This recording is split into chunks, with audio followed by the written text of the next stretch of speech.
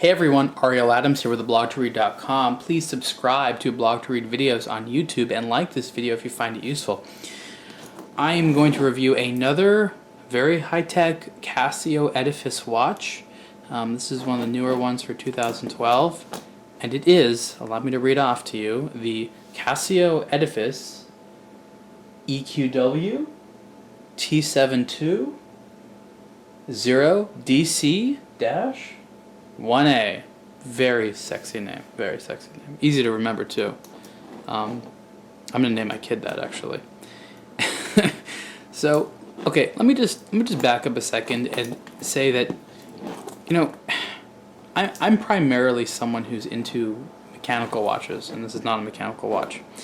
And maybe sometimes I'm silly for that because, you know, what's inside of this watch is like, I don't want to say it's like the pinnacle of technology, but it represents so much high technology, it's difficult not to be impressed. Are there more advanced watches? Yes. But it's just so great that you can, like, I don't know, it still boggles my mind that you can, like, you know, you can wear this type of stuff. And Casio, along with some of the other Japanese brands, does an amazing job of keeping high tech cool. And the Edifice line is probably one of their newer collections, and the idea was to take like a lot of the cool things that were inside a lot of their like digital watches, like the G-Shocks and the Pathfinders, and put them into an analog watch that was going to be a little bit more wearable for like younger people or people that didn't want to look like they're constantly going hiking. And so that's what Edifice is, and I think it's relatively successful. Let me say some of the bad parts about watches like this Edifice collection timepieces.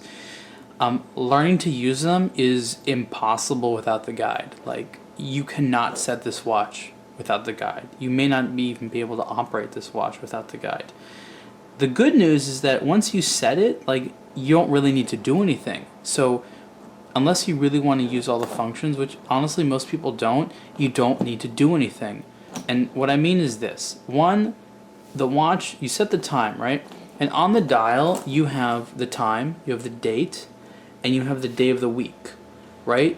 And it takes into consideration it's a perpetual calendar, so you actually put in the month and stuff like that, and so like it's always accurate. It just only shows the day of the week and you know, and the date, and then it has the time. It's solar powered, so light will go through the dial to charge the battery. It's also controlled by atomic clock signals. And again, none of this stuff is new, but I'm still impressed by it. So meaning that if you're in one of the places in the world, which includes the United States and Japan and Europe and Russia, China, I think they have one too. If you're in one of these places, then you get these radio signals from the atomic clock. This watch receives them like once a day. It's set to automatically do it, and so it's always accurate. There's more. This has what Casio calls their tough movement. And it's a little bit hard to explain, but I'll say this. So this is an analog watch, right? And certain types of shock will make the hands basically be misaligned, right? So if I hit the watch on something really hard or I drop it, it's possible for these hands to misalign. So the tough movement has a system using like little lights inside of the watch. I think there's a small LED to constantly check to make sure that the hands are aligned properly, and it will realign them. I just think that stuff like this is cool. There's so much little stuff that no one will know about. So, you know, you never need to change the battery. It's always accurate, no matter, you know, in most places in the world. It's very durable. That's just so cool to me. But setting the watch, I swear to you, is a pain in the ass because, like, you need the manual. Like, there's 4 buttons on the side. They all say things that seem to make sense, but it's a pain in the ass. Now, why is it more difficult on a watch like this than one of the digital ones? Well, the reason is because they're trying to do so many things with the same hands.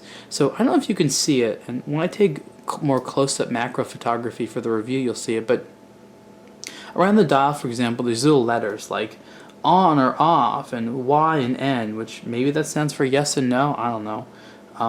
Here's one that says W and R, and basically what that means is that the seconds hand, which actually isn't moving right now, and I'll tell you why, because it's in chronograph mode. I'll just start the chronograph for the hell of it. You can see, oh, that's the wrong pusher. You can see those hands going crazy over there. So the first like minute, the seconds hand will go wild like that, and then it'll stop. And this is like a I think 1,000th of a second chronograph. Anyways, so it needs to use the same hands to do so many functions. So sometimes you basically have to wait. So basically, you use this hand right here, which is like a mode selector. So you put that in different modes. So the chronograph is running, and I'm moving it into a different mode, and you can see right there those hands kind of wildly moving around because it's like it's going to a different mode, and in that different mode, this hand does something else, even though the chronograph is still running in the background. Now it's in a different mode, and they're going to move around again. So boom. Now it's going. Actually, it's in alarm mode. So these hands, which is actually you can see could be an hour-minute hand in 24-hour format because this is a 24-hour dial. Is where you use to set the alarm. So you have to wait for it to move. If it was a digital watch, you wouldn't have to wait at all. So now it's just in the normal time mode, and that hand's going to go to be the seconds hand. That's going to show you the day of the week, and this is going to show you either the second time zone or the time in 24-hour format. And so you see that you have to wait a little bit, and that's not that big of a deal. Just things aren't necessarily instantaneous. So let's go back to the stopwatch mode. So again, it was continuing to track, so it's going back to what's going on. And again, you have to sit there and wait. But it's amazing that there's little motors in there that can move it, and it's just fun to watch. I think there's a different Casio Edifice. I don't remember the exact number, but you know, it had all these just like wild moving hands all over the place, just wildly moving hands. It was really cool. I was amazed to see the little hands spinning around. So right now the chronograph is still running. And again, this is a 1/1000th of a second one. So again, that big hand stops at 1 minute, but it's still counting. So that little hand right there is counting the chronograph seconds. And then you have a different hand down here counting, I believe, the minutes. And then this other hand here, the smaller one, I think, I don't know, maybe it's counting the hours. I'm not necessarily sure. Or maybe that's the time. I think that's telling you the time in the background, or a different time, because obviously you have the time. Honestly, I need to spend more time with the manual. Anyway, so I'm going to stop the chronograph, okay?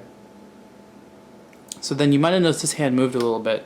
And so this hand, over here, there's another scale, which is there to indicate the 1/100th of a second. So this is a 1/100th of a second watch. And and then you basically need to use different hands. So this is 1 second, 1/100th of a second, and then this one tells you the 10th of a second. So you basically have to use everything, and then you want to reset it, and you have to wait for all the hands to line up again in the center.